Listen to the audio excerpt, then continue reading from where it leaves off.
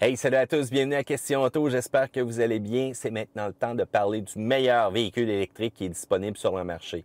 Et bon, il y en a qui commencent à en avoir, on en a même de nouveaux qui s'en viennent très bientôt, qui sont en préparation, que malheureusement je ne peux pas vous parler tout de suite à l'instant. Et il y a même les véhicules hybrides branchables qui se mélangent un peu à tout ça. Il y en a qui vont dire « Ouais, mais ça c'est pas purement électrique. » Oui, mais on peut quand même les utiliser purement électriques. Il y en a qui sont dignes de mention, mais bon. Parlons de ce qui est électrique pur. Commençons avec le Tesla Model 3.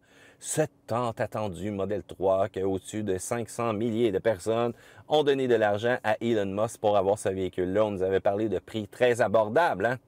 Malheureusement, ça n'a pas été encore le cas pour l'instant et j'ai de la misère à comparer un Model 3 à une Leaf présentement quand on nous offre le véhicule dans lequel je suis présentement aux alentours de 32 000 quand on soustrait les rabais gouvernementaux et qu'on arrive avec une Tesla Model 3 qui coûte malheureusement un prix de fou.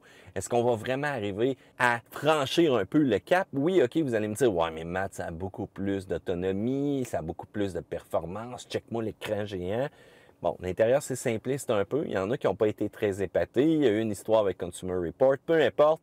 Je vous dis ça tout de suite, là, malheureusement, la Model 3 ne sera pas à mon top, mais je salue encore une fois Tesla qui se défonce cœur et âme pour essayer de livrer ces véhicules-là.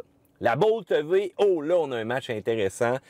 La Bolt qui est impressionnante avec son autonomie, et là, c'est vraiment extrême, mais son prix aussi, qui est totalement différent, là, pour rivaliser un petit peu avec l'équipement qu'on a à bord ici. Là, on parle d'une Bolt qui dépasse les 50 000 $. Si ça serait juste l'autonomie purement électrique qu'on regarderait, eh bien là, oui, on décernerait le prix à la Bolt. Mais encore là, je trouve la Nissan Leaf qui est très compétitive présentement. La Bolt, en passant, est une super voiture, juste un peu moins confortable, surtout pour un gars qui a un gros gabarit comme moi présentement. La Ioniq de Hyundai nous promet une batterie qui va être capable d'emmagasiner plus d'énergie. J'ai hâte de voir. Je n'ai pas détesté la petite Ioniq. Je trouve qu'elle est intéressante. Un prix, encore une fois, qui est quand même acceptable, mais j'en vois pas beaucoup sur la route. Hyundai, je sais qu'ils ont eu de la misère un peu à fournir. On me dit que ça va être réglé pour l'année 2018-2019, mais ça tarde un peu présentement. Je vois un petit peu plus d'hybrides, alors que moi-même, je trouve que l'électrique se comporte beaucoup mieux. Il y a de la puissance, il y a de la réactivité et on a une bonne efficacité. Hyundai a travaillé très bien là-dessus. On ne peut pas passer à côté de la i3 de BMW. On a pensé à la réutilisation de ce véhicule-là quand il va être mort. On a pensé à laisser une faible empreinte écologique à la conception de ce véhicule-là. Donc, de sa mise en route à la mort, BMW a une approche tellement intéressante avec ce véhicule-là que je suis obligé de lui donner des points à cause de ça. Là, vous allez me dire, ouais, mais Matt, c'est pas un purement électrique. Oui, OK, on peut avoir le REX, le fameux Range Extender. Et c'est ça que je trouve encore une fois plus intéressant parce que malgré qu'on a une petite motorisation à l'intérieur avec un petit réservoir d'essence, ça dépanne. Et ça, j'aime beaucoup ça présentement. Faire un road trip avec ça, bien oui, OK, tu vas peut-être remplir ton réservoir quelques fois, mais tu vas être capable de te sauver dans certaines situations, de rester tout simplement en panne d'énergie. Puis là, tu vas me dire, ouais, mais Matt, il faut que tu prévois tes déplacements. Oh oui, c'est bien beau prévoir, mais je vous dis ça tout de suite, dans le road trip qu'on a fait avec la Leaf, il m'est arrivé un imprévu. Fait que le 20 km, le 30 km que je devais avoir en me rendant à la maison, eh bien, c'est terminé avec un indicatif « Charge ta batterie et ça presse ». Fait qu'encore là, vous voyez, des fois, on peut se faire surprendre. La e-Golf, véhicule extrêmement intéressant présentement. L'autonomie est là, le comportement routier est là au niveau de la e-Golf. Est-ce qu'on est là côté prix? Je vous dirais plus ou moins présentement, mais c'est quand même un véhicule qui mérite qu'on le regarde et il n'y en a pas beaucoup présentement. Je suis un peu déçu de ne pas en voir autant présentement, même si c'est disponible du côté canadien. La Fiat 500e, ben ça, on n'entend pas en tout parler. Fiat, présentement, je ne sais pas comment ça va. On a eu plein d'annonces qu'on arrêtait tout ça. Puis après ça, FCA nous a dit « Ah non, non, on a plein de plans futurs intéressants. Vous allez voir. » J'ai comme l'impression que je ne sais pas si ça va toffer. Ford Focus électrique, même chose aussi. Bon, on a dit qu'on la conservait, la Focus, du côté de Ford. Mais encore là, je ne sens pas qu'on veut amener nécessairement un vent de changement dans la gamme. La Kia Soul EV, je l'ai beaucoup aimé aussi.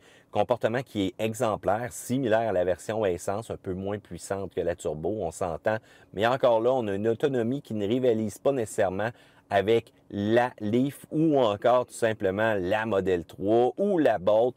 Donc, on traîne un petit peu de la patte. Il va falloir arriver avec quelque chose de nouveau.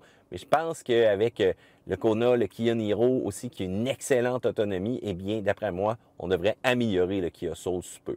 Smart 4.2 Electric Drive.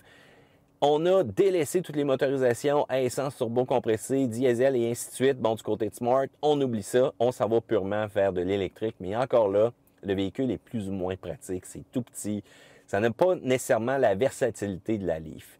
On peut penser aussi à quelques véhicules hybrides branchables, la Honda Clarity, la Prius Prime, la Kia Niro, la Chevrolet Volt, qui sont tous d'excellents véhicules. Et on peut penser au futur aussi. On a vu qu'il allait peut-être avoir une Nissan Note E-Power. Ça fait un bon bout de temps qu'on entend parler de ça. Mais ce qu'on s'attend, c'est de voir la batterie avec encore plus de puissance dans la nouvelle Leaf très bientôt, qui risque de la rendre encore plus compétitive. On a le Crosstrek aussi, hybride branchable qui s'en vient. On partage la technologie avec Toyota. J'ai quand même très hâte de voir ça. Et là, on va arriver aussi avec des game changers que j'appelle, des standards qui vont se placer dans l'industrie. On parle du Hyundai Kona électrique et lui, en passant, Hyundai ne gêne pas pantoute là, pour nous dire qu'on va avoir au-dessus de 400 km d'autonomie avec un véhicule qui se vend comme un petit pain chaud présentement et en plus qui plaît parce que c'est toujours le côté véhicule sport utilitaire un peu compact de ville. Fait qu'imaginez ça, d'après moi, ça va se vendre comme des vrais pains chauds avec du beurre à l'ail dessus parce que présentement, les Kona sont tellement en demande qu'on commence à avoir de la difficulté un petit peu en approvisionnement. Bon, fait que là, c'est le temps de couronner le véhicule champion, le véhicule électrique de l'année de Question Auto. J'en dis pas plus, je vous laisse voir le top. Checkez ça, vos commentaires, ça va être en bas que ça se passe. Le pouce en l'air, s'il vous plaît. L'abonnement à Question Auto. Et je vous le dis tout de suite, si vous avez quoi pour nous, envoyez-nous-le. Communiquez avec nous via notre page Facebook, via YouTube, peu importe.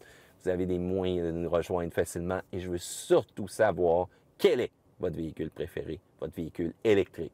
À plus, gang. On se dit à une autre vidéo.